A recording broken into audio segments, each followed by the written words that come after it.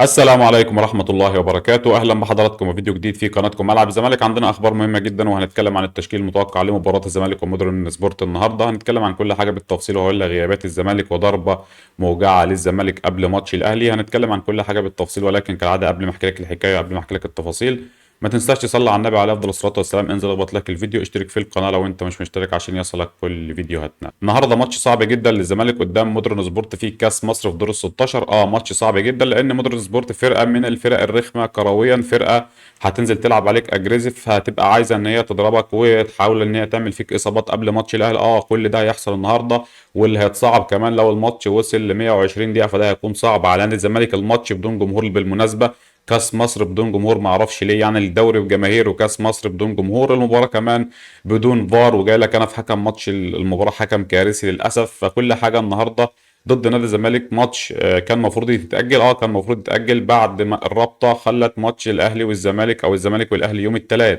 ماتش مفاجاه اتحط لك في الدوري، فكان لازم الكاس يتاجل لان الاهلي ما عندوش كاس. ولكن لان احنا ما عندناش اداره فمحدش عامل لنا حساب. انا بقول لك محدش عامل لنا حساب. كان المفروض الزمالك يعترض حتى على موعد اقامه مباراه الزمالك والاهلي في الدوري، او مثلا يعترض ان انتم المفروض تاجلوا الماتش عشان تكافئ الفرص. انما الاهلي هيريح من يوم الاربع والزمالك هيلعب ماتش قوي جدا يوم الجمعه، وربنا يستر من الاصابات ومن الاجهاد، لان احنا اصلا عندنا غيابات وعندنا لاعيبه مؤثره هتغيب، ممكن ما تلحقش ماتش الاهلي، فده صعب جدا. ولكن ان شاء الله نتمنى ان شاء الله كل التوفيق للزمالك. الزمالك لازم ينزل يكون عنده رغبه ان هو يرد الخساره بتاعه ماتش الدوري عشان نكسب مودرن سبورت ونصعد لدور الثمانيه. لازم ننزل نخلص الماتش، مش محتاجه بقى نوصل الماتش ل 90 دقيقه عشان حتى نريح عبد الله السعيد، نريح اللعيبه المهمه لماتش الاهلي، لان مفيش وقت، اللعيبه مش هتلحق. انت هتخلص الماتش يوم الجمعه، هتخش معسكر مغلق عشان الماتش يوم الثلاث، فتقريبا عندك فتره راحه 3 ايام بين الماتشين، وده هيكون صعب جدا لان ماتش الاهلي بيحتاج وقت كبير جدا عشان تجهز له وعشان تعمل اعداد بدني واعداد فني وخططي وكل ده. ولكن ان شاء الله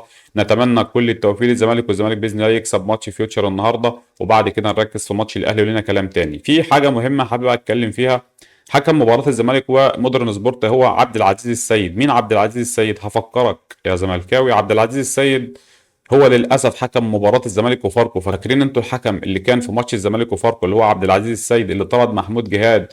وتقريبا في الماتش ده لعيبه الزمالك خدت 9 انذارات، 9 انذارات وطرد محمود جهاد، وكلها كانت انذارات عاديه ممكن تمشي. ولكن عبد العزيز السيد للاسف كان في وجود الفار فقدم ماتش كارثي قدام فيوتشر، طرد محمود جهاد، ادى لاعبتنا 9 انذارات. اداره الزمالك الصبح كانت عامله مؤتمر صحفي ميدو، وكانوا الناس كلها بتتكلم عن التحكيم وان التحكيم اضر بالزمالك وان التحكيم بيدمر الزمالك. فوجئنا بالليل ان هم جايبين لك عبد العزيز السيد. يعني الزمالك بعت خطاب للرابطه بيهدد، او لاتحاد الكوره بيهدد فيه باللجوء للمحكمه الرياضيه بسبب الاخطاء التحكيميه اللي بتحصل، وبسبب ان الحكام خسرت نادي الزمالك نقاط كتيره جدا في الدوري وبعدته عن المنافسه. فاتحاد الكرة بالليل جاب لهم عبد العزيز السيد. الزمالك كان بيطالب بمنع الحكام اللي اخطأت في ماتشات الزمالك ان هي تحكم ليه، بيجيب لهم عبد العزيز السيد. واضح جدا ان احنا محدش عامل لنا حساب، لان احنا ما عندناش مجلس اداره له شخصيه ياخد قرار. لو كان حد خد قرار من الاول كانت ممكن الناس تعمل لك حساب، ولكن للاسف عبد العزيز السيد هو حكم ماتش الزمالك ومودرن سبورت النهارده، وربنا يستر من الماتش ده.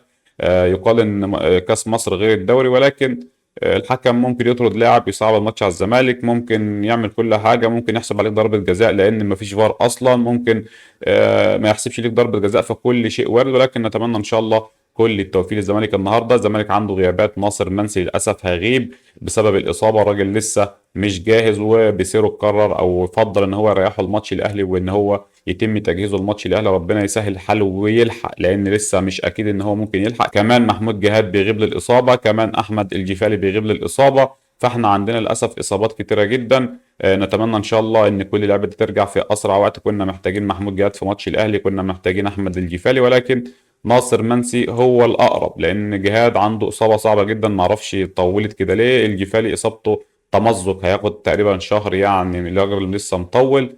ولكن نتمنى ان شاء الله كل التوفيق لباقي الفرقه. كمان في عوده لعيبه زي زيزو، محمد شحاته، شيكابالا من الاصابه، احمد فتوح اخيرا بعد 28 يوم جاهز لماتش مودرن، وهيكون جاهز سواء بديل او ممكن تلاقيه موجود في التشكيل الاساسي. فبيرجع لك فتوح، بيرجع لك زيزو، بيرجع لك محمد شحاته دول الاثنين هيقدموا اضافه لنادي الزمالك، وربنا يبعد عننا الاصابات قبل ماتش الاهلي. يعني ربنا يبعد عننا الاصابات قبل ماتش الاهلي. احنا كفرقه مش عارفين نجمع اللعيبه اصلا، كل ما ترجع لاعب من اصابه لاعب تاني يتصاب، كأن في لعنه اصابات في نادي الزمالك.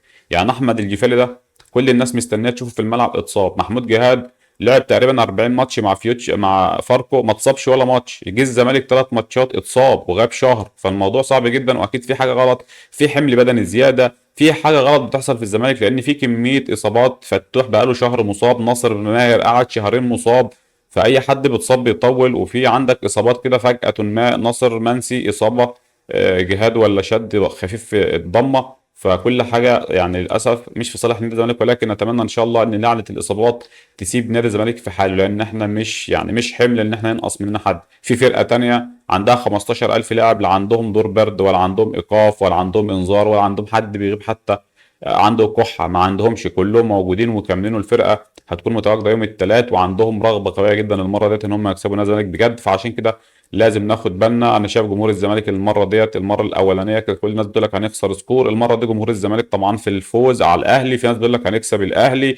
فده يا جماعة انتوا لما بتسهلوا الماتش قبل كجمهور، لما بتستسهلوا الماتش اللعيبة بتنزل مستسهلة فبنخسر. فنتمنى ان احنا نكون متماسكين شويه. الماتش صعب، الماتش صعب، لان الماتش كولر هينزل يهاجمك بكل ما يملك. كولر في الماتش اللي فات كان يعني ايه، الراجل ما كانش بيهاجمك، كان بيحاول يبقى فيه توازن. ولكن كولر في الماتش اللي جاي يوم الثلاث هينزل يهاجم بكل قوه. فانت لازم تاخد بالك، ولازم جمهور الزمالك ما يستسهلش الماتش، ولازم لو الزمالك ما كسبش ما يخسرش. لا، ده ماتش ب3 نقاط، ولكن الزمالك ممكن يحدد الدوري. الزمالك ممكن يحدد الدوري في الماتش ده، ممكن يصعب الدوري على الاهلي، ممكن يعطل الاهلي. ولكن نتمنى ان شاء الله ربنا يستر الماتش النهارده، الزمالك يعديه على خير، وبعد كده نركز في ماتش الاهلي. ورا زي ما قلت ربنا يبعد عننا الاصابات، لان احنا مش ناقصين، احنا فينا اللي مكفينا. التشكيل المتوقع للمباراه او التشكيل الاقرب، كان يقال ان صبحي هيكون بديل محمد عواد. انا ما اعرفش الراجل ممكن يتراجع ولا لا، ولكن انا الراجل كان في كلام ان هو بيدرس ان يلعب بصبحي اساسي، فممكن صبحي تلاقيه موجود. الثلاثه اللي ورا هيكون زي ما هم، صلاح الدين مصدق الونش.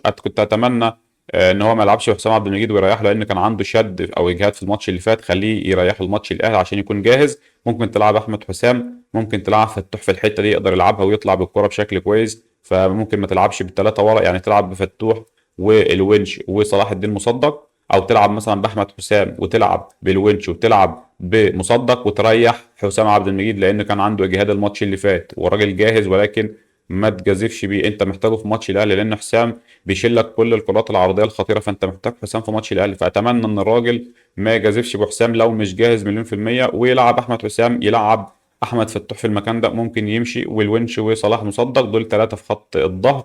4 في نص الملعب، لان قال ان هو يلعب 3-4-3. هيكون عمر جابر على اليمين، محمد شحاته، دونجا، بن طايج، وكلام عبد الله السعيد وزيزو وللاسف الجزيري. او لو بقى استغنى عن حد من نص الملعب، سواء بقى ممكن يخلي شحاته يلعب عبد الله ودونجا في العمق، وقدامهم زيزو. وممكن تلاقي مثلا يلعب بناصر ماهر ناحيه الشمال. ناصر ماهر بيقدر يلعبها الحته اللي هي بتكون جناح شمال كده ضامن للعمق، ممكن يلعبها بشكل كويس. زيزو وناصر ماهر، وفي الجزيري في الهجوم، لان مفيش الاسطوره مش موجود. نتمنى ان شاء الله بس ان ناصر منسي يلحق ماتش الاهلي. لازم يعني احنا هنبقى داخلين ماتش الاهلي اصلا طبعا توفيق ربنا وبنصر منسي، لان احنا ما عندناش. الاهلي هيكون داخل بامام وبن شرقي وجريديشار ووسام، وعنده كميه لعيبه كبيره جدا ومركزه. الزمالك هيكون داخل للاسف يعني في الوقت الحالي بنصر منسي، لانه احنا ده الامل الوحيد. ده الراجل اللي كعبه عالي، ده الراجل اللي بينزل في ماتشات الاهلي ما بيخافش، عاوز يسجل، عاوز يعمل حاجه، بيعافر. نتمنى ان الجزيري يعمل حاجه، لان الجزيري بالنسبه لي كارثي كارثي، ما شفتش مهاجم يعني اسوأ من كده. فنتمنى ان شاء الله كل التوفيق للزمالك. ده بالنسبه للتشكيل. ممكن تلاقي شلبي، ممكن تلاقي شلبي في التشكيل مكان ناصر ماهر.